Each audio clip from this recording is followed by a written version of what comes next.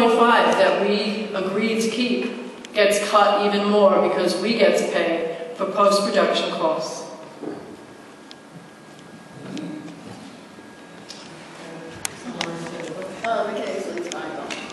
We fight over these.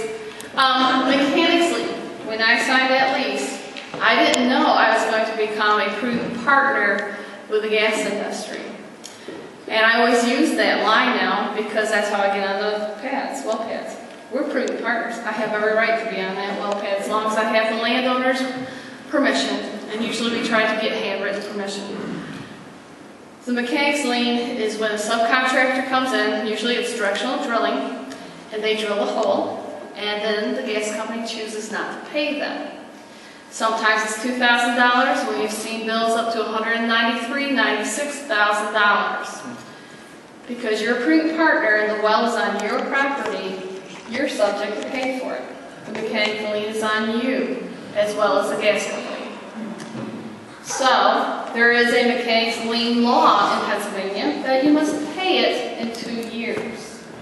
If you don't pay for it, you could face bankruptcy. Since Carolyn and I have started talking about this, the 31 mechanics liens that were listed in Towanda, Pennsylvania, 15, 16 of them have been paid. So we're doing okay there because we keep on talking about it. So hopefully they'll pay their bills. But, you know, they're not good game players. A lot of people, they pit a lot of the businesses against each other, and then they decide to pull it all together, such as the sawdust. We need sawdust to mix with the mud, so they would dump it in our landfills. Well, this one business guy, he borrowed $1 million so he could compete and be strong and work with Chesapeake on this. Chesapeake pulled the contract and hired somebody from Oklahoma to come out here, and now they're mixing the mud with chemicals and dumping it in our landfills. Okay, open-end mortgage. Open-end mortgage is a type of mortgage that allows the borrower to increase the amount of mortgage at a later time. They permit the borrower to go back to the lender, and it's just like a revolving credit that you keep going back every time you pay.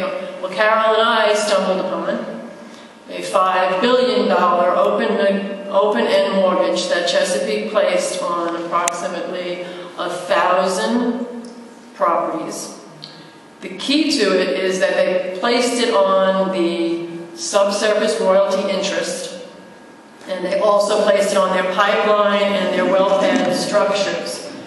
Not on the land, and they'll argue with me, it's not on the land, but the problem with that is that the banking industry and the title companies have not come forth to tell us that this would be clear title if I wanted to sell my property. In fact, some people have had difficulty getting equity loans to repair roofs when they have an open-end mortgage attached to their property.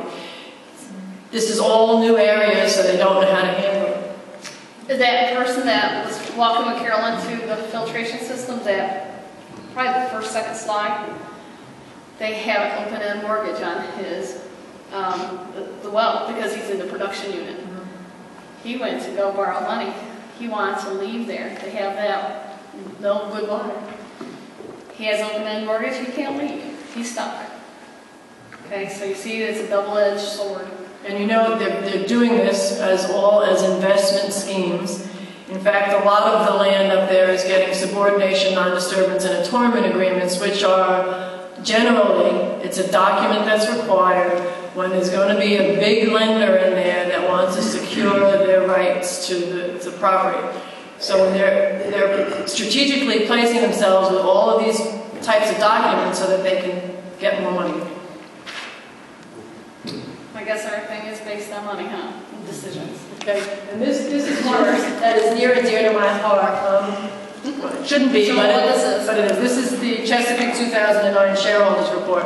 When I signed years ago, 2006, one of the first questions I asked them was in relation to my organic farm, because I had just got certified that year, and I said, "Are you going to do anything to jeopardize my certification?" They assured me, "No, ma'am, we're not going to do anything. We wouldn't do anything on your property. There's nothing going to be." Well, that was the first lie.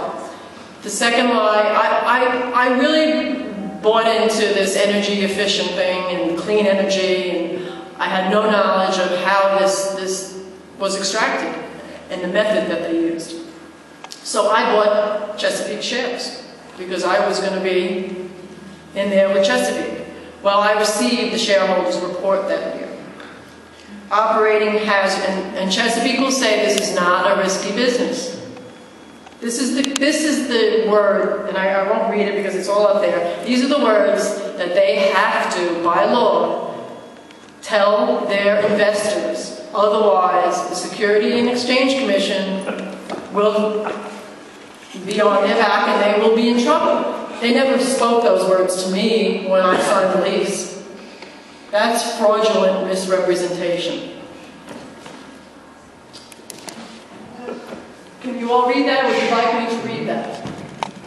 What I'd like to know is what's the full name of Chesapeake? Is this an oil company? Or Chesapeake Energy is the top one, but the interesting thing about it is they never lease under their mother company. They lease under Chesapeake Appalachia, which is a newly formed company in Pennsylvania since the Marcellus Shale has started. Or they have a Chesapeake Midstream Company, and they have about 150 different other companies that operate within our county they are all subcontracting to, many of which, and the interesting thing we've been finding is we've been doing a lot of pipeline hearings.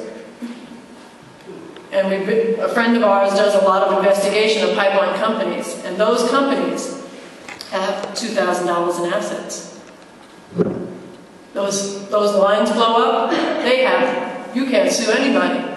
And they maintain themselves that way. They have the same group of people that are operating them behind the scenes, but they are operated, or they are formed as companies that have no assets.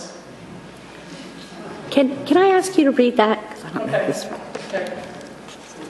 It says the natural gas and oil business involves a variety of operating risks, including the risk of fire, explosions, blowouts, pipe failures, abnormally pressured formations, and environmental hazards such as oil spills, natural gas leaks, ruptures, or discharges of toxic gases.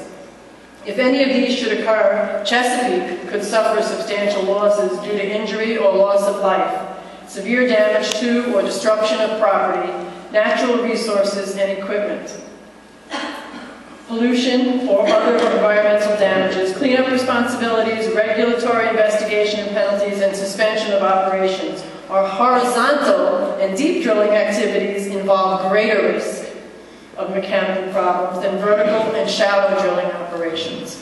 And then it goes on to speak about how they're not insured enough. They don't believe that they could cover all of their losses.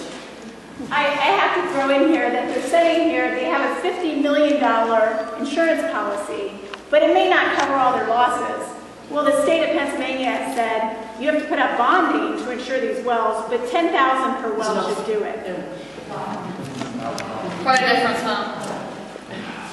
There is no, one doesn't agree with the other. And I mean, that's what turned me against the whole thing. I really was for this when I signed, and then I found out how much they're lying to me, and that's what got me here. Another company name for Chesapeake up in Michigan was Silver Lake Energy.